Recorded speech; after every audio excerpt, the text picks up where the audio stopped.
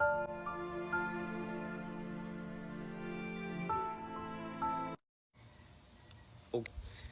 มมาพูดถึงคลิปนี้หน่อยนะครับคลิปที่ว่าอันนี้มันเป็นภาพข่าวนะครับก็มีเหตุนะครับกราดยิงนะครับ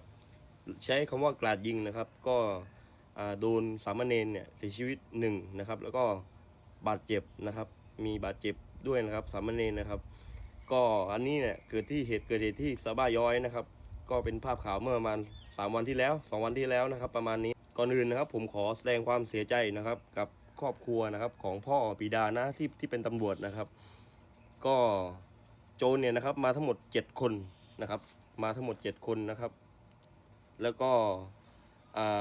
ในรถเนี่ยก็จะมีสามเณรแล้วก็ตำรวจอยู่2 คนก็คือบิดานะครับของน้องเขานะครับแล้วก็เนนคนอื่นนะครับแล้วก็พระนะครับก็นั่นแหละครับคนร้ายมาถึงก็ใช้อาวุธสงครามกราดยิงเลยนะครับแม็กนึงพอดีนะครับทีนี้นะครับขอพูดหน่อยนะครับนักสิทธิมนุษยชนอยู่ในหมดครับช่วยโผล่มาหน่อยนะครับอันนี้มันเป็นเรื่องใหญ่นะครับออกมาให้ผมเห็นหน่อยได้ไหมมาพูดหน่อยได้ไหมว่าขอประณามการกระทำอะไรแบบเนี้ยขอได้ไหมขอให้มีบ้างได้ไหมเพราะปกติคุณจะเชียร์ฝั่งตรงข้ามอยู่ตลอดนะครับก็นะครับผมขอประณามนะครับในส่ว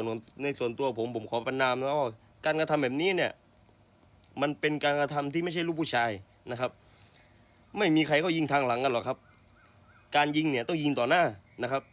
แล้วไปยิงเนี่ยต่อยิงยังไงก็แล้วแต่เนี่ยแล้วไปยิงโดนสามเณรเขาจะไปบวชภาคฤดูร้อนให้พ่อแม่เขานะครับการกระทำที่อุกอาจนะลูกตุ๊ดนะครับ